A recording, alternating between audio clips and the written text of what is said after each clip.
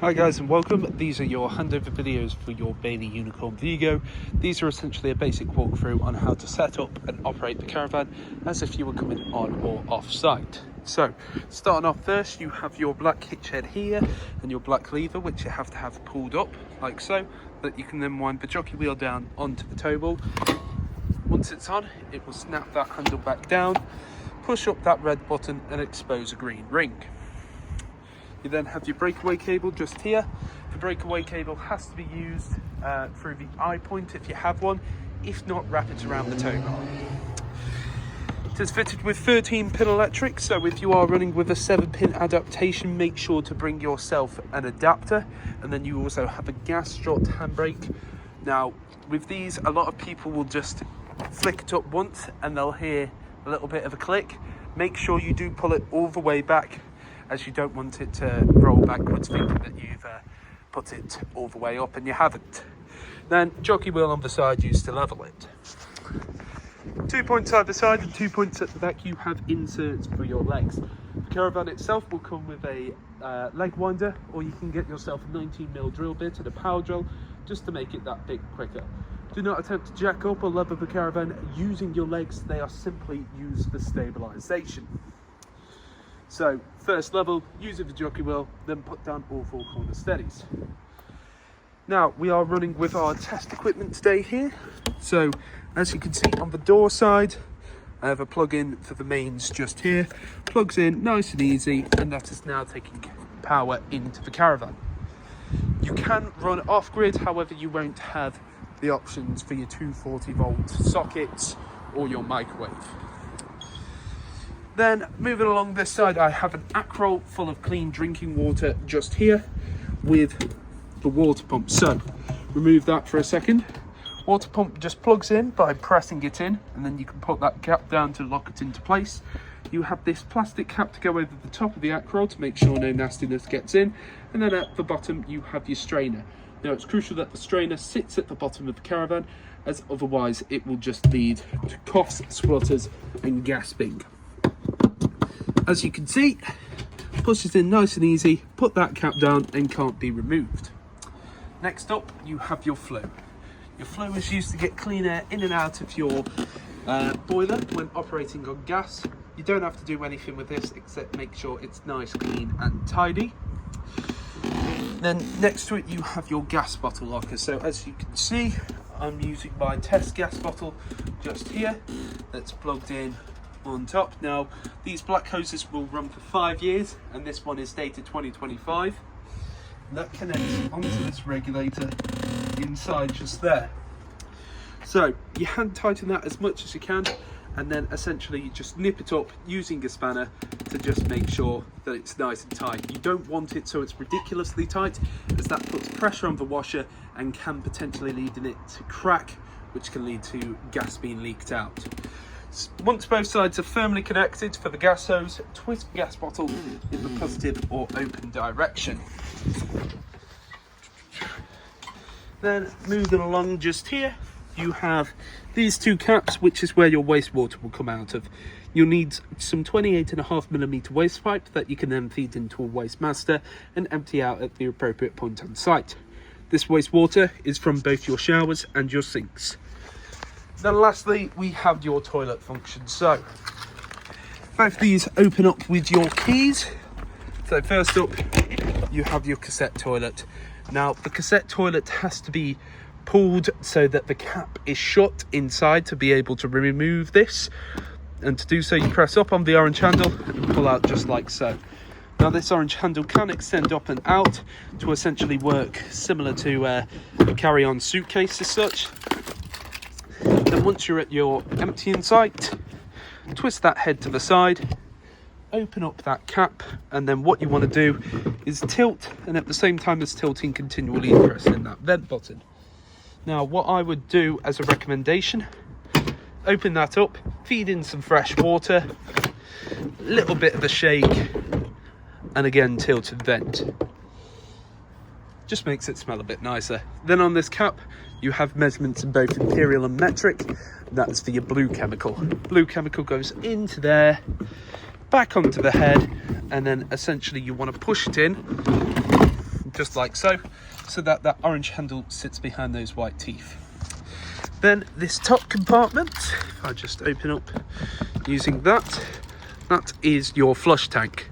Now this can hold around 12 litres of water, however I wouldn't recommend putting in any more than 10 as you don't want to overfill it. You can also add a bit of pink chemical which works as a bleach without being corrosive and makes it smell a bit nicer. Get yourself something like a watering can to do so. Now you don't want to travel with either of these too full, so just to the side it should be. Might just have to pause for a second. So you have this bung just here, it was just caught up just there. So essentially that bung you open up and that will drain off any water inside that system. The caravan itself will be fully drained off before you leave with it. Then underneath your fridge you have all your trips and fuses. As you can see, all your trips in the upright position and all your fuses in the correct position as well. I'd always recommend to carry some extra fuses just in case one of them blows. Then underneath your right hand side seat you have your boiler just here. Now you can pull that back if you ever need to do a reset. Main thing to note is your drain valve. So when it's in the horizontal position as it is now, that is allowing the flow of water to come through. When you flick it up to the vertical position, that will drain off any water inside the system. We are going to leave the caravan with it up in the vertical position. November to March, make sure you have that up permanently unless you're actively using the caravan, as any water inside the system that could freeze over could burst the pipes, and that is not included in any type of warranty. And then anytime you come outside, make sure you drain it off as well, as you don't want water flopping around the system as it can do damage as well. Then just here we have your main control panel. So this is for everything bar your heating and hot water. So right now we're on with lighting on inside the caravan. So turn that off, as you can see, turn that back on. Then awning light is off and then on. So we'll just go outside and check. As you can see, awning light is on just there. And then on the top, you can see that 13.7 volts are coming into the caravan. Now, as I'm plugged into mains, that is the reading from what's coming from the mains lead. If I wasn't plugged into mains, then that would show the leisure battery voltage. Now, when it comes to this, essentially, you have your water pump button just here. So when I press it down, you'll flick up just there, and you can hear the water begin to be drawn through into the boiler system. Now, essentially, any time that the water is depleted, it will be filled back up into the boiler. Now, if you haven't used the caravan in a little bit of time, I'd recommend waiting about 2 to 3 minutes to allow the flow of water to come through. So whilst that's happening, we'll show you the Alder heating. So this is for your heating and hot water. So Alder Wet Central Heating is from a series of coolant pipes across the caravan. Now, with regards to yours, you have I believe it's this one, a coolant tank just here. As you can see, now I've turned on the Alder heating, it begins to bubble, similar to the coolant inside your car when you turn your car on. Now, when you have it annually serviced, they will check the coolant level just there. But if you ever need to access the actual tank, it's inside that cupboard. So now that this is turned on, you can see there's a little, LED just there, and I press menu. Now this is essentially your home screen for it. So you have first the thermometer inside the house, which is for the internal temperature of the caravan that you desire. Whatever you set it to is what it will get to. You can choose by going up or down by 0.5. You can also press and hold to do so as well. Now, it does take around about an hour to get to temperature. Obviously, it is also dependent on the temperature outside, because if it's -1, -2, it's going to take a little bit longer. Then we have the shower icon. So this is for your hot water. So for your hot water, it's currently off. I can have it midway. Now, what midway does, it gets the temperature to around about 40 or 50 degrees. Or I can have it on full, and what full does, it prioritizes the heating of the hot water over the heating of the actual caravan itself for around about an hour. It will get the temperature of the water to around about 60 to 70 degrees. And once it's got to that temperature after the hour, it will then drop it back down to mid afterwards. Then, we'll turn that off for a second. You have your energy sources, so you can either run 1, 2 or 3 kilowatts of mains capacity.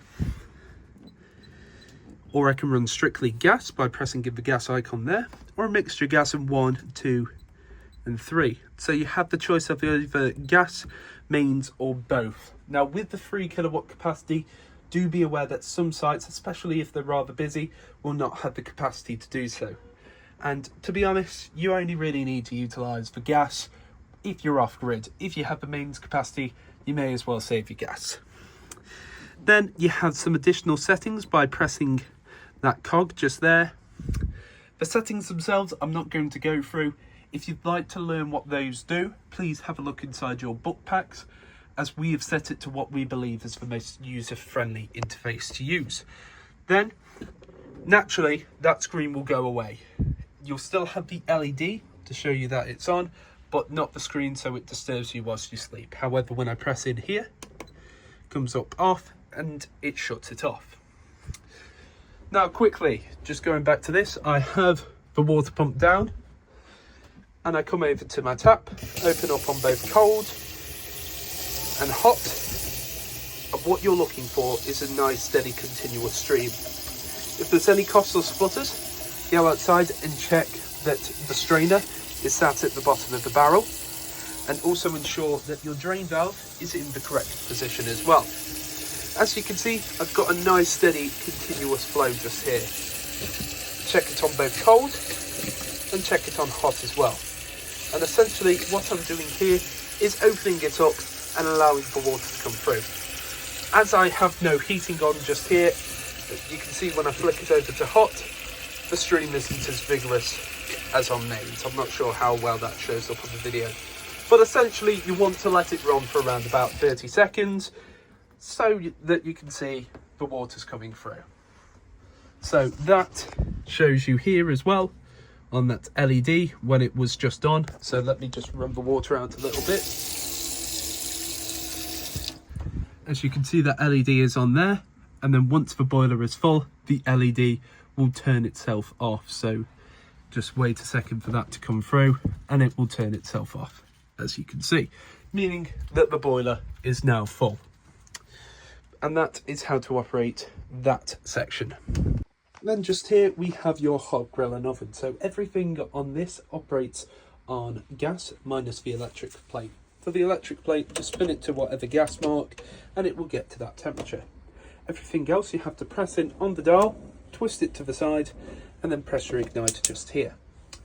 Now, when you do first initially have it plugged in and you turn on the bottle, it may take a second to come through. Sometimes the flame will light and then go out. Just reset the flame, because essentially it's gas making its way through the system and pushing out any air. This is what it looks like when they're all lit. As you can see, all your burners nice and lit there. Turn it off, back to the central position, just like so. Then again for the grill, doesn't show up the best on the video, but as you can see, the grill is on there as well. And then lastly, your oven. So let me see if I can do this with one hand. There we go again. It's a little bit awkward to see just because it's a bit sunny outside. Only other real thing to note, make sure you travel with the gas bottle off. Now you can have the hose in, but just make sure that the gas is off, and also travel with this glass sheet down, as you don't want it to fall over and shatter, but don't put it down until all of these burners are cold to the touch. Then just here we have your Dometic fridge. So it's currently off right now, and then as you can see there's no lights inside, and then you have locks at the top just here, so if I press it across it can't be opened. So push that across, turn on the fridge, you press and hold on this button just here. It will flash up and go to its most recent memory, which in this case was mains on full capacity. You have the choice of 4 different modes. You have either 13-pin electric, that is not your leisure battery, that is when you're plugged in from your car, your gas, mains or auto. Now, auto will automatically choose what the fridge thinks is the best source to use at the time. So to change the mode, I press the button that says mode, flick over to auto, and it chooses mains. When I press it again, it's going to go over to the battery symbol. Now, it is going to flash up, and this is what a hazard looks like. It begins to flash up and beep at you, essentially telling you something is wrong. Now, press it again, and you go over to gas. Now, I wouldn't try gas until that you've checked all of these appliances are working. But when you have gas on, essentially it will gradually begin to tick in. Then once it's finished ticking, that means it's then lit. As you can see as well, when the fridge is on, lights come on. Then you have the amount of power coming into the fridge. So you either have 1, 2, 3, 4 or 5. 5 being the most powerful, so it's going to chill it the quickest. Then when you need to turn it off, press and hold just here, turns itself off. Then just here we have your toilet operation, which you might say is bog simple. Flick open the lid and you have this little button on the side, press it in and you can hear that motor. That motor is what will push out any water that is in the flush tank system. As it's being drained off, no water's coming out. Then press away on that handle, opens up the catch, drops the waste into the cassette, pull it back, as otherwise you won't be able to remove the cassette toilet. And when the cassette toilet is full, there'll be a red icon come on underneath there.